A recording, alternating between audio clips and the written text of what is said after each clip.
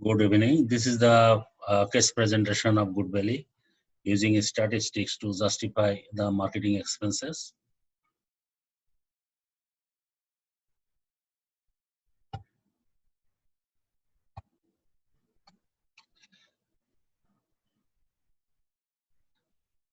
The first slide shows the contents. I will discuss the introduction, problem statement, application of the course concepts, assumptions, qualitative analysis, quantitative analysis, analysis of current promotional programs, final recommendation, implementation plan, and control measure.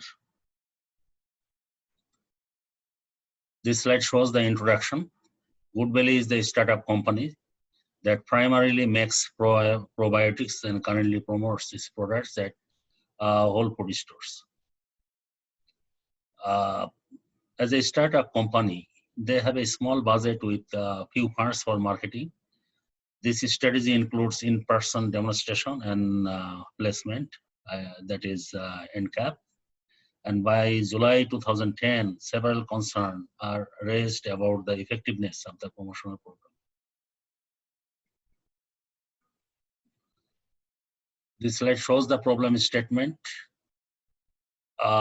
There are a couple of problems that should be solved through this analysis. The number one is, does in-store demo boost sales? Does the placement, that is NCAP promotion program, the store affect sales? And the analysis of the statistical model using regression analysis to investigate the relationship between sales and the promotional efforts.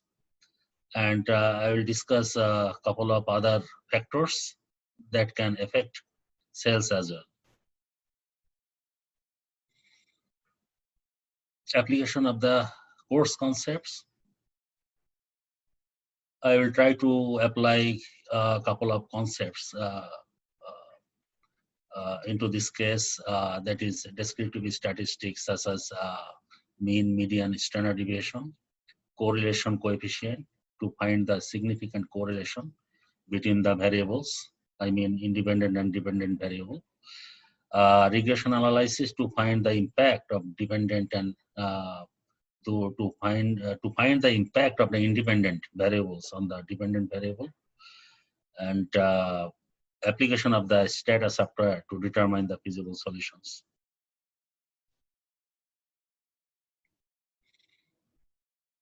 Couple of assumptions are here. All sales and promotional expenses are known with certainty. There is no tax adjustment with the sales and promotional expenses, and it is assumed that the cash flows are not inflation adjusted.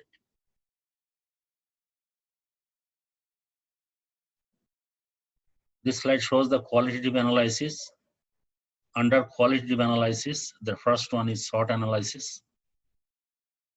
SWOT stands for strength, weakness, opportunities, and threats.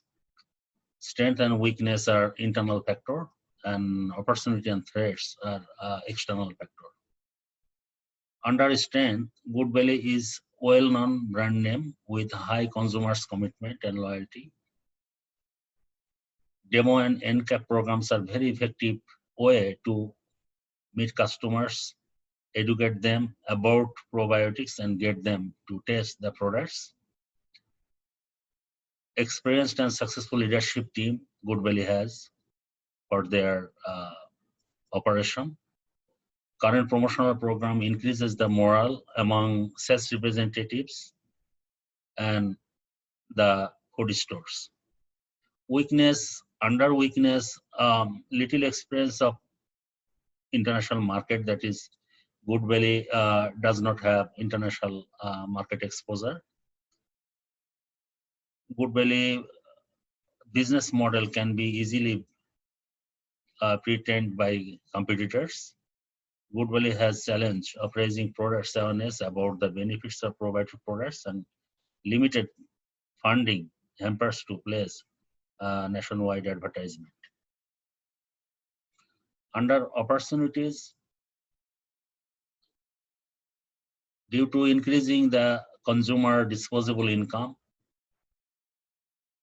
customers start paying progressively for using its products. E-commerce and social media oriented business model, GoodBelly can reduce cost of entering new market through it and reaching to customers at a significant lower marketing expenses.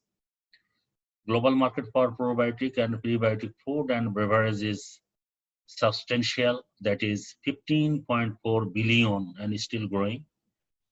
GoodBelly products are organic, dairy and soy-free, which are popular to health-conscious people. Introducing more health-associated items allows the business to record the market in which consumers are rather conscious about health. For international market, developing countries like India and China has biggest market share, biggest market, potential market for GoodBelly. And GoodBelly can go for joint venture with international reported companies to boost up their sales and increase their market share. Under threats, there are a couple of points. That is, it is external, related to growing dominance of digital players such as Amazon, Google, and Microsoft etc. can reduce the space for GoodBelly. Another threats is customers are moving toward mobile-first environment, which can hamper the growth as GoodBelly still has not got a comprehensive mobile strategy. Under qualitative analysis, we need to analyze the industry through pest analysis. So there are four factors under pest: political factors, economic factors, social factors, and technological factors. Under political factors, political commitment, different parties regarding taxation rate and investment policies may impact the future growth and sales of GoodBelly. Political ties among foreign countries may impact GoodBelly's international market exposure and operation in future. And environmental law and order situation may impact GoodBelly's future business if any concern would emerge related to probiotic products in future.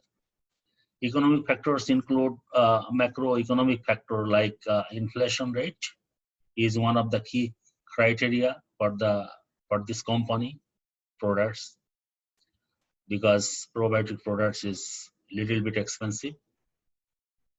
So inflationary impact may increase the product price again. Another one is foreign exchange movement. GoodBelly might purchase different kind of materials, that imported materials. So foreign exchange policy and foreign exchange rate between US dollar and foreign currency should be considered in these respects. An economic recession may have negative impact on GoodBelly's sales volume and market share in future. Social factors include social values, norms, and customs, and social structure may impact probiotic products and prebiotic products. For this regard, huge market awareness and product awareness is required. Demographic shifts in the economy are also a good social indicator for GoodBelly's product, and it increases the demand for health products. Consumer tastes are changing, so continuous improvement and research and development supports are required to fulfill consumers' needs and wants in future. The last factor is technological factors under pest analysis.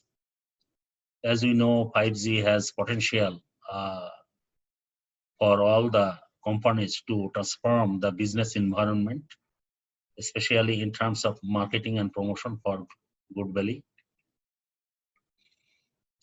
Another one for online shopping, e-commerce platform would increase the international market share and international market exposure for GoodBelly.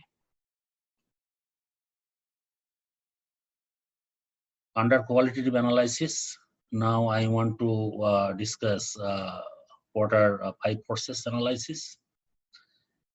Under this analysis, there are 5 forces like Number one is bargaining power of buyers.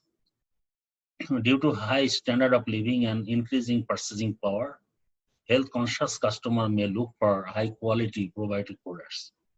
And there is a high bargaining power of the buyers due to great competition. Changing cost is quite low for the consumers, as a lot of companies sell a variety of similar items. The bargaining power of suppliers in the food and beverage market, GoodBelly has higher number of supply chains, so we can say that the bargaining power of suppliers is high. Threats of substitutes.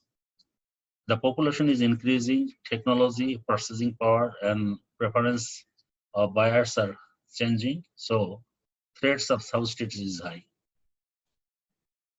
Under threats of new entrants, the threat of new entrants in this industry is high, as this industry is attractive for high growth in profit margin and market share. On the other hand, a variety of barriers are there for the new entrants to occur in the consumer food market, so the threat of new entrants is moderately high. Degree of competitive rivalry. Major competitors are competing through products, price, varieties, and quality differentiation. So we can say that the degree of competitive rivalry is high. Now, I would like to discuss the quantitative analysis. I mean that statistical analysis to justify the promotional expenses and to testify the relationship between dependent and independent variables. The first one is summary statistics, where I want to show the mean, median, and standard deviation. Under this table, from this table, except for the standard deviation for of the units sold per store per week, all other variables shows very low standard deviation, which indicates that data are normally distributed.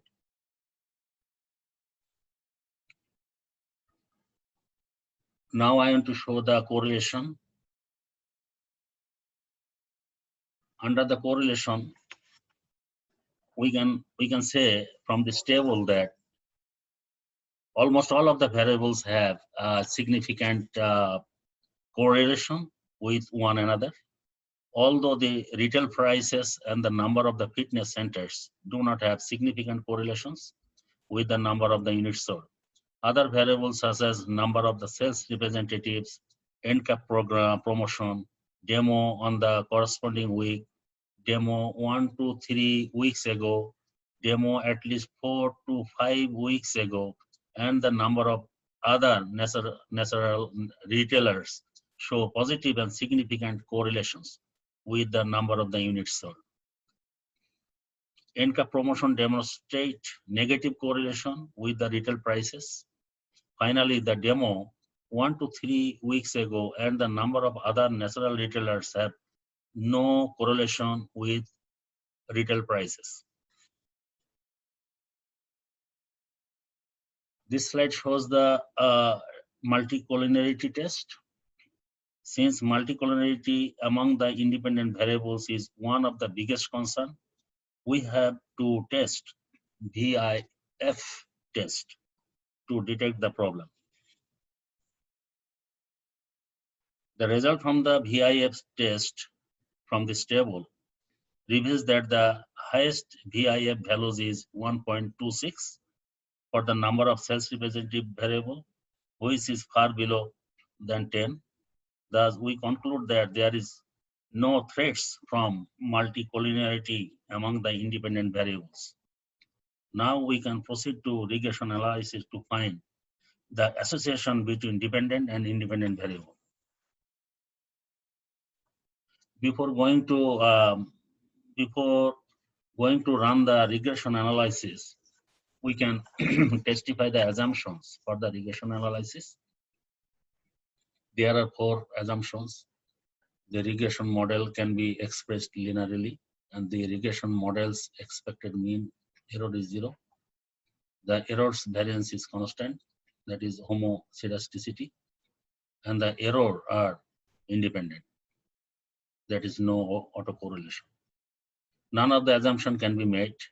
However, to run the regression analysis and to see the association between dependent and independent variables, we can run the regression analysis. So next, this slide shows the regression model and regression analysis to find out the association. From this table, the coefficient value of indicates that the retail prices have a negative association with the number of the units sold at 1% level of significance, while the number of the sales representatives NCAP promotion demo on the corresponding weeks, demo 1 to 3 weeks, demo at least 4 to 5 weeks ago, show a positive relationship at 1% level of significance. On the other hand, the number of other natural retailers, the number of the fitness centers have no significance with number of the units sold. The coefficient value of the regression model shows the NCAP promotion is the highest contributing factors to the number of units sold, followed by demo on the corresponding weeks, and the number of the sales representative, that is 77.43, demo 1.3 weeks ago, 73.51, and demo at least 4 to 5 weeks ago, 67.56. And the retail price is negative 28.53. The F statistic value is 353.66 at the top right corner of the table, indicates that the model fits as well. Also, the R squared value, that is 0.6726, represent that there is 67.26 variation of the data in the dependent variable explained by the independent variables. This also indicate a good model fit.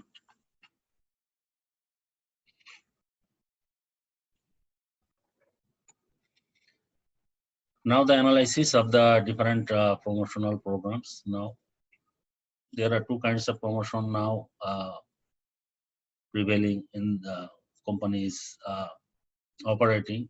Number one is in-store demonstration. There are a couple of pros and cons. Pros includes demonstration can provide perfect opportunity to meet consumers, educate them about probiotics and prebiotic products. Product demonstration to reach consumer help ensure the public understand the product and why it is stand apart from others, resulting in augmenting product awareness. In-store demonstration and product acts as a point of differentiation when the time comes to purchase. In-store sampling and demos not only increase same-day sales, but also increase long-term purchasing habits, brand franchise sales, and total purchase among average shoppers.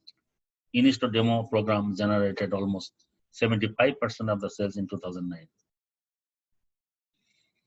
Cons includes part-time representatives conduct in-store demonstration, and they have very short-term training, and they are not well educated about probiotics product. In-store demos, these are verbal communication, and there is no way to measure the performance of a sales representative, and the report which is generated by the sales representative can be manipulated. Pros and cons of NCAP displays.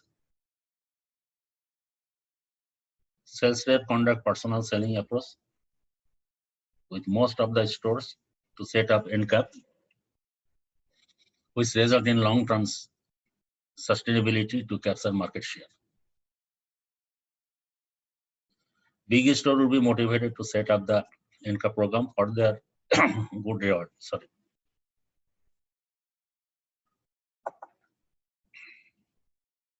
Sales representatives are well motivated to fulfill their target for rewards and recognition. NCAP program is the best fit and perfect opportunity. GoodBelly probiotic and prebiotic products that might be otherwise get lost on the shelf with everyday products. This program helps catch buyers who wants to buy impulsive purchases. It helps to boost up brand recognition and retention. Cons includes sales rep may be motivated to increase the number of the NCAP settings in store rather than the increasing in sales volume, and associated cost may be higher than the margin from this program in the long run period. Final recommendation based on the qualitative and quantitative recommendation, I would like to recommend some suggestion to the management as follows. From the result presented in table 8, reveal that the NCAP promotion is the highest and significant contributing factor to weekly sales. This finding indicates that the budget cutting from this promotion program would reduce the sales volume drastically. The second highest contributing factors to sales in store demonstration indicates that it is an effective promotional tools for the corresponding weeks. Also, the effectiveness prevails for 1 to 5 weeks after the demonstration. So, reducing budget from the demonstration program will impact the sales volume negatively. Finally, the third highest contributing factor to sales is the use of the sales representative to convince the store placing GoodBelly's products at the NCAP. It also does not suggest us to minimize the promotional budget in these aspects.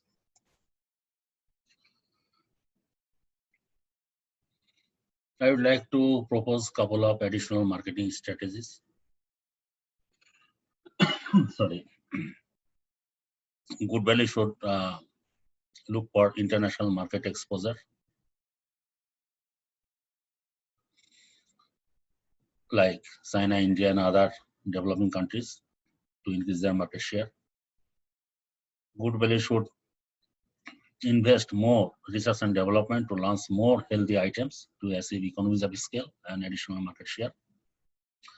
The company can shop around for bank financing with reasonable interest rate to promote R&D facilities. This would increase the cost performance of the products, which will result in increasing the sales due to decreasing prices and margin. GoodBelly also needs to broaden its circle to different countries like Unilever and other multinational companies. GoodBelly should also set up e-commerce platform to advertise its product, as it is less expensive than other forms of advertisement. This slide shows the implementation plan. In the short run, GoodBelly should propose the management not to cut promotional budget, and it is recommended to continue the current promotional program. It is also recommended to recruit full-time sales representative for the sales promotion.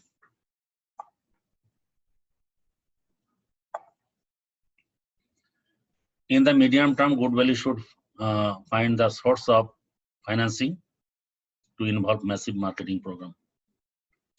In the long run, GoodBelly should set up 5-year projection plan with marketing budget. Finally, for e-commerce platform, it is recommended to hire IT consulting firm to initiate the dialogue with management. And finally, control measurement. GoodBelly should periodically check actual financial result and projections. Regular monitoring is required to oversee that its intellectual properties related to probiotics are not copied by other companies. Careful analysis is required to understand the cultural difference and patterns of domestic competitors. And finally, incentive policy should be revised for the sales reps and wholesale stores. And this is the end of the presentation, and thank you so much.